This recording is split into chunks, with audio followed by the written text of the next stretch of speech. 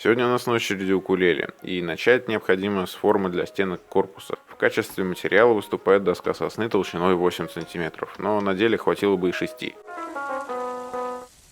В процессе она начала разваливаться, поэтому я стянул ее шурупами.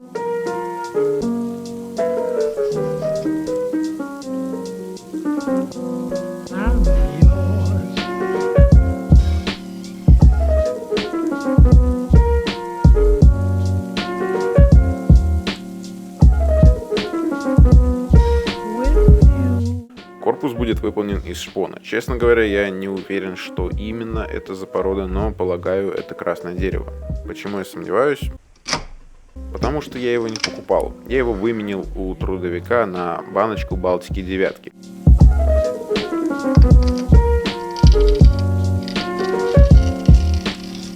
Для того, чтобы сделать шпон более податливым, я решил его пропарить на криво обрезанной консервной банке, воду в которой нагревала походная горелка. Зачем я вставил металлическую пластину между шпоном и частью формы?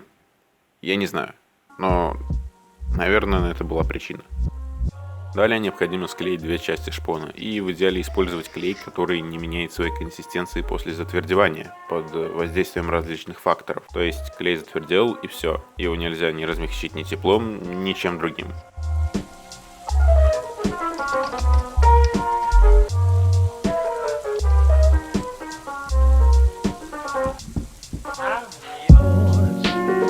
Повторяю все те же действия еще раз, чтобы сделать вторую часть. На сей раз я решил пропарить шпон дома, но особой разницы не было, ибо шпон уже успел остыть, пока я спускался в гараж.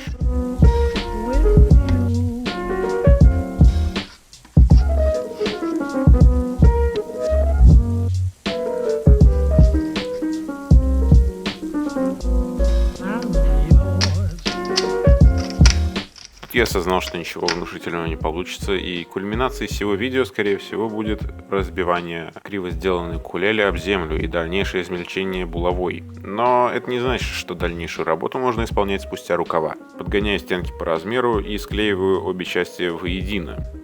Вместе. Воедино. Усиливая место склейки обрезком ольхи.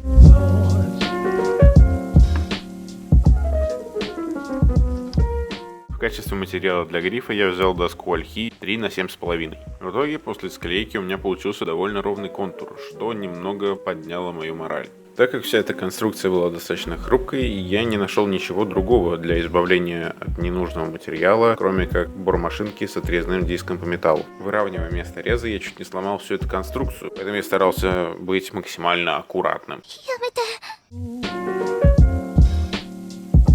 То, что я там говорю, не важно. Суть в том, чтобы для того, чтобы сохранить верхнюю и нижнюю деку более-менее ровными, необходимо сделать скелет. Я знаю, что у этого есть свои названия, но я буду называть некоторые части по-своему. Надеюсь, это не послужит причиной возгорания вашей пятой точки. Роль скелета будут выполнять рейки из ольхи. Конструкция собрана по примеру картинки из интернета. После того, как скелет готов, приклеиваю его на место. Но перед тем, как приклеивать ребра жесткости на верхнюю деку, нужно просверлить резонаторное отверстие. Я только сейчас нашел формулу, по которой высчитывается диаметр отверстия, но на тот момент моей целью было сделать его ровно. Возможно, именно поэтому мое творение звучит так отстойно.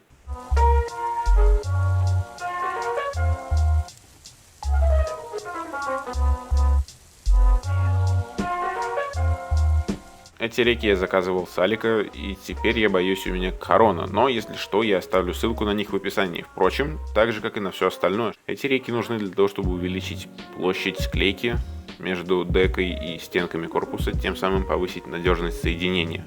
Для того, чтобы усилить прищепку, необходимо только две вещи. Первая резинка, вторая прищепка. Совместить их вместе и готова усиленная прищепка. Правда, это не самый надежный способ. Бум!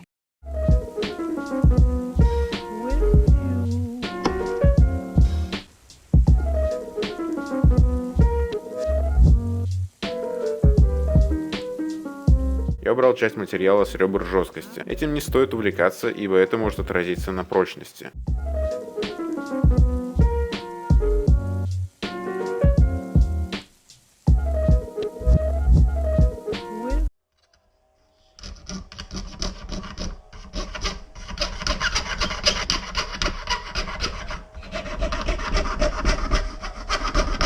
С выпиливанием склеенного шпона было весело. Особенно доставила комбинация неподходящего клея, который размягчался от пиления, и хрупкого материала. После приклеивания верхней деки слегка сгладил корпус наждачкой. Накладка на гриф была сделана из 4 слоев шпона.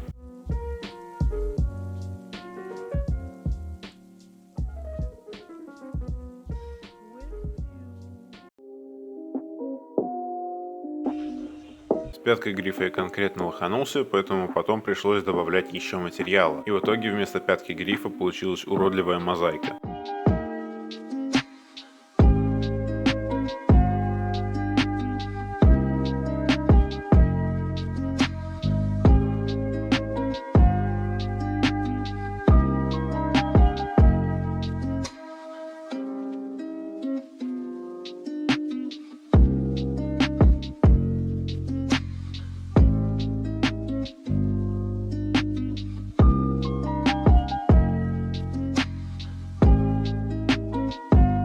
Голову грифа я сделал из того же куска ольхи, что и сам гриф, отпилив его под наименьшим углом, который я мог позволить, не теряя точности пропила.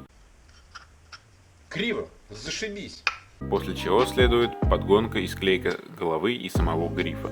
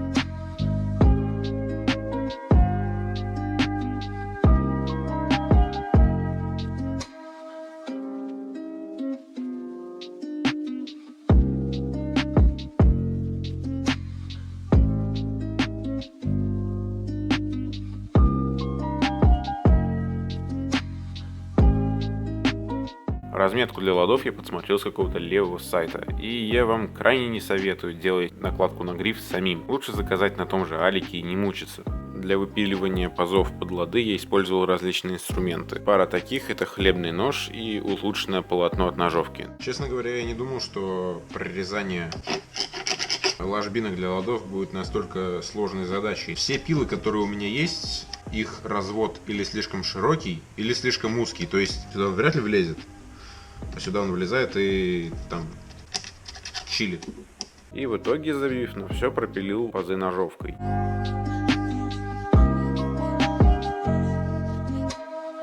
В качестве материала для верхнего порожка или нулевого лада я использовал самшит. Это самая твердая порода дерева, что у меня была. Но полагаю, его можно заменить пластиком из рукоятки зубной щетки или еще чем-нибудь, что тверже струн. То есть материал, из которого струны изготовлены. После окончательной подгонки все склеиваю воедино, а соединение между грифом и корпусом усилил шкантами.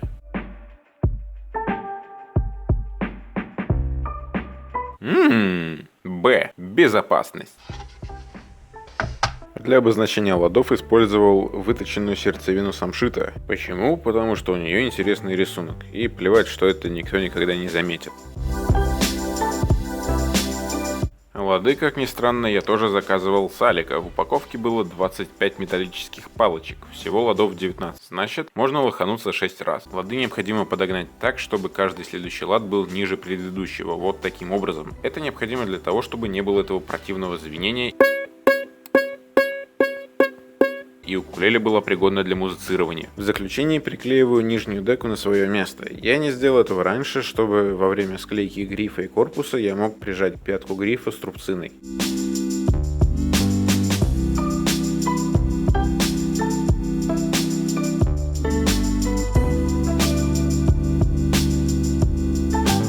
Прохожусь по всей конструкции наждачкой, пытаясь убрать неровности, и также добавляю пару деталей, такие как полоски какого-то более светлого дерева по периметру накладки на гриф, и также накладка на голову грифа из шпона, которые по задумке должны были хоть немного улучшить внешний вид, а также скрыть следы моей криворукости.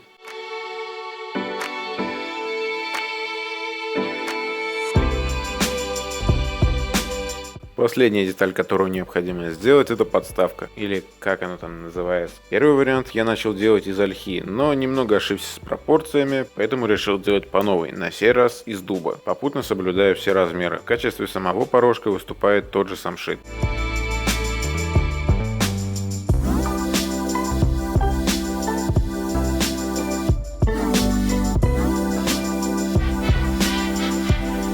Перед тем, как приклеить подставку на свое место, необходимо просверлить отверстие под струны. В конце я наклеил накладку еще и на подставку и просверлил все необходимые отверстия на голове грифа, то есть подколки и подкрепления для них. За кадром покрыл конструкцию прозрачным акриловым лаком, предварительно заизолировав накладку на гриф малярной лентой. Ее я покрыл пропиткой с тунговым маслом.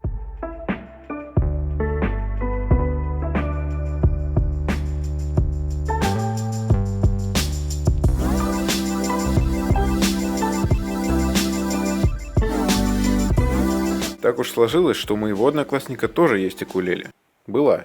Я был бы не я, если бы не сравнил покупную с самодельной. Поэтому для того, чтобы записать более качественный звук, мне пришлось залезть под одеяло с укулелей, ибо звук, записанный с микрофона от наушников Apple 2010 года, для данной задачи не подходит.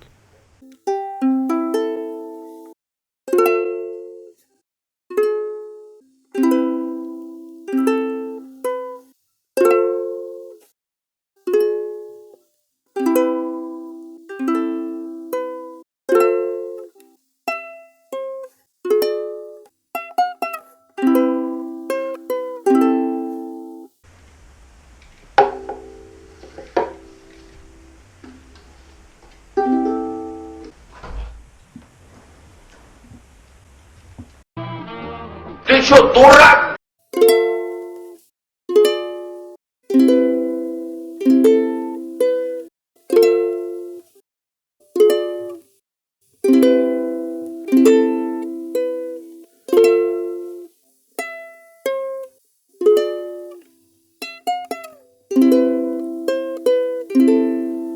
Почему я так мало сыграл? Для того, чтобы вы не поняли разницы. Ладно, если честно, то потому что звук так и так отстойный. Необходимо приобрести более качественный микрофон и тогда уже сравнивать.